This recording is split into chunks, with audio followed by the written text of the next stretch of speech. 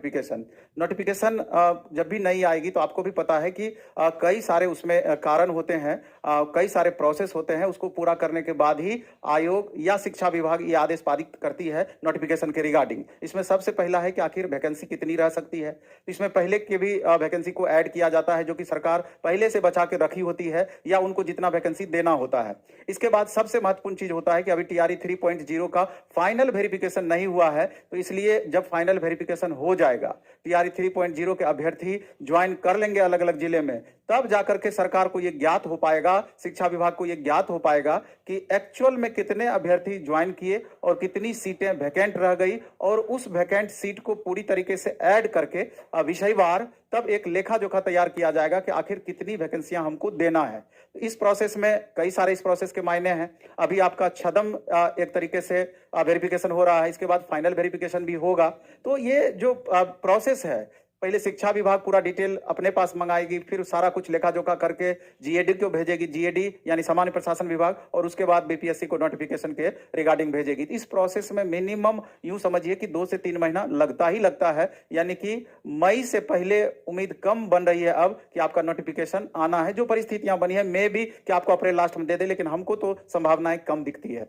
अब बात रही एस्टेट की, तो एस्टेट का जहां तक सवाल है, चूंकि आपको भी पता है कि पिछली बार एग्जाम कैलेंडर एस्टेट के रिगार्डिंग जारी कर दिया गया था कि साल में 2 बार एस्टेट लिया जाएगा, लेकिन एस्टेट दोबारा नहीं लिया गया दूसरी बार। तो इसी चीज को आधार बना करके बहुत सारे छात्र पटना हाईकोर्ट में एक याचिका दायर किए। संजोग से उनकी सुनवाई का डेट डे बाय डे में बढ़ रहा है, लेकिन प्रबल संभावनाएं हैं और पक्का आधार है कि अगर उसकी सुनवाई हुई तो 90% होप है कि पॉजिटिव बातें निकल करके सामने आएगी, और एक बार 2022-24 और या करंट पीजीटी के जो छात्र होंगे जो पोस्ट ग्रेजुएशन इधर हाल के दिनों में किए होंगे, उनको मौका मिल सकता है, या पिछली बार जिनका कुछ एक मार्क्स से रह गया या एस्टेट नहीं दे पाए या कॉम्बिनेशन गलत हो गया, तो मे भी कि उनको मौका मिल पाए। लेकिन ये अभी अधर में है, जब पूरी तरीके से आ जाएगी तभी जाकर के समझना है कि 100% सही क्या या गलत क्या। क्योंकि हम हमेशा बोलते हैं कि बहुत सारी चीजें ऐसी होती है, बहुत सारी बातें ऐसी होती है जो कि हमारे दायरे से बाहर की बातें होती है,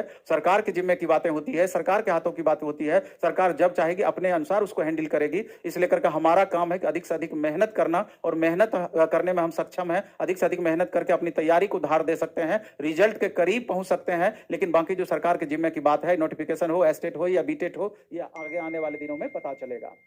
एक और बातें हैं, ये तो बातें रही इधर की, कि टीआरई 4.0 आपको पता होना चाहिए कि अब तक का सबसे टफ एग्जाम हो सकता है। टफ इस मामले में एग्जाम हो सकता है कि जो छात्र पिछली बार एग्जाम दिए, टीआरई 1, टीआरई 2, टीआरई 3, बहुत सारे ऐसे छात्र रहे कि कुछ एक मार्क्स से लगातार वो पिछड़ते चले गए, उनका फाइनल सिलेक्शन नहीं हो पाया। और बहुत सारे ऐसे भी छात्र रहे कि गैप जो कट ऑफ का हुआ ज्यादा रहा, जिसके कारण उनका नहीं हुआ। लेकिन इस बीच में 2,70,000 के करीब छात्र सिर्फ एस्टेट पास किए हैं पिछली बार, जिनका रिजल्ट आया है। फिर इस बीच में आप देखें कि जनवरी में सीटेट का भी रिजल्ट आया, तो स्वाभाविक है कि 1 to 5, 6 to 8 वाले छात्रों में भी बढ़ोतरी आई है। और अभी तक ये क्लियर नहीं है कि नंबर ऑफ वैकेंसीज ओवरऑल कितनी आएगी। लगातार संभावनाएं ही बताई जा रही है। कोई बताता है कि 1,20,000 आएगा, 1 लाख आएगा, 60,000 आएगा, 70,000 आएगा। ये तो आगे ही पता चलेगा कि वास्तविक वैकेंसी कितनी हो सकती है।